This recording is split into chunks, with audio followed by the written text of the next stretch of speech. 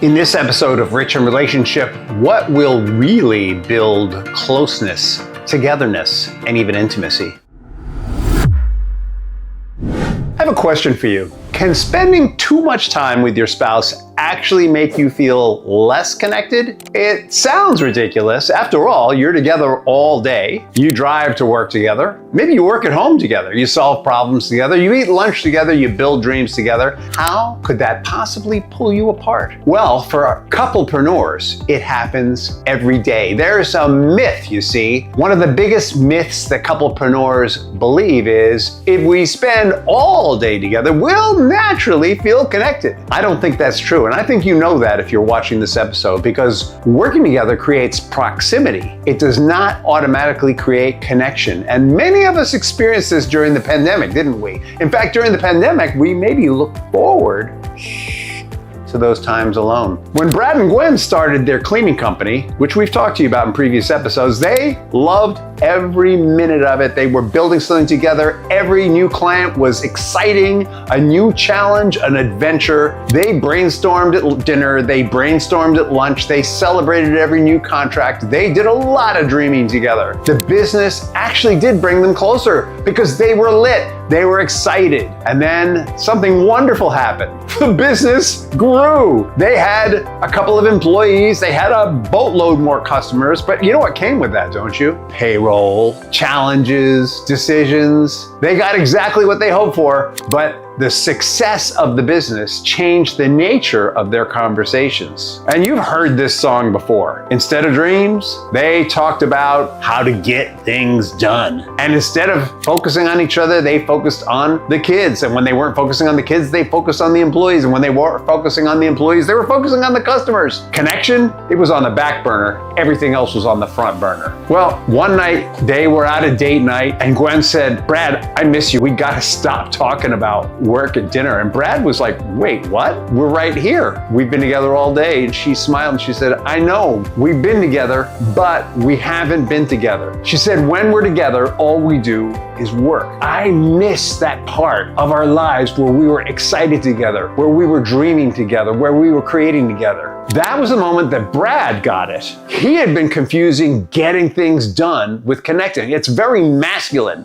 to be goal-oriented and get things done. Connection, it turns out, from a brain science point of view, is more of a feminine quality. Not that men don't connect, but women tend to be more aware of micro expression and emotions than men. Men tend to be like tracks on train. And in that moment, that part of Brad that understood about connection, that part of Brad that understood about the ecology of his life, was emotionally plugged in, realized it had not been nurtured. Thank you, Gwen, for calling it to his attention. And I have seen this pattern over and over with entrepreneurial couples. And it, by the way, doesn't just happen with entrepreneurial couples. It happens with people who are married and working separate jobs. It happens with people who are married and one person's working one job and the other person's taking care of the household. It happens to marriages all the time. And it's not because they don't love each other. It's because the logistics of life start to occupy the space where the relationship was vibrant and alive. And if you're working together, it's amplified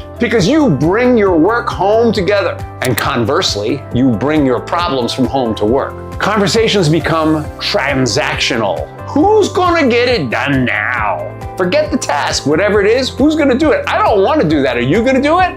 Some tasks get passed back and forth like a hot potato. Some tasks never get done. I cannot tell you the number of CPAs and accountants I've talked to who complain about this. And what's happening in their hearts? There's a slow breakdown of the relationship because you see, marriage is created to support individual growth. But when the individuals stop feeding the marriage, they stop feeding each other. I want you to get this. The relationship, in the same way that a business is a corporate entity that's considered separate from its owners, at least incorporated businesses are considered separate, living entity from its owners. A relationship, a marriage, has a separate life of its own. Like, why do you think they created this idea of a corporation? A corporation is an abstraction of what happens in relationships. And in the corporation, if you don't feed the corporation, if you don't give it attention, it crumbles. Well, the same is true for the marriage, and that's what happened with Brad and Gwen. What Brad and Gwen proved is what I've seen again and again and again, that working together may create familiarity, but connection requires curiosity about what the other person is experiencing. It requires a desire to have empathy, let's say even compassion for what's going on with them. There's so much more to this, right? Like Brad and Gwen they were actually aware of what was going on with each of them, but they were kind of compartmentalizing that. They knew something wasn't right. They thought that if they just kept keeping on, that it would all work out. And how many people who are married do that? And under those circumstances, you can spend 12 hours, 18 hours, 24 hours beside someone and never really see them. How many marriages dissolved after the pandemic? Connection happens when we stop managing life together and start discovering each other again. The business wasn't pulling them apart. It was the absence of intentional connection, the absence of a desire to live transformatively, let's call it. Right? Transformatively means recognizing that as organisms, as beings, we're in constant flux and change, and embracing it and intentionally feeding it. And once they understood that difference, everything changed. And it wasn't that they spent more time together or less time together, it's that the quality of the time was different. And I don't mean quality time, right? In the 90s sense.